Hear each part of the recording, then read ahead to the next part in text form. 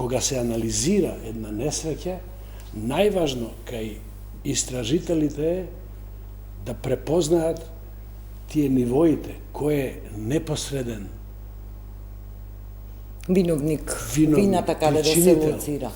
Потоа, кои се оние што непосредно го овозможиле, па потоа, значи тоа се потполно различни, да речеме, групи на луѓе и треба во една анализа да бидат различни нивои и на казна и на вина. Од аспект да искусен вештак.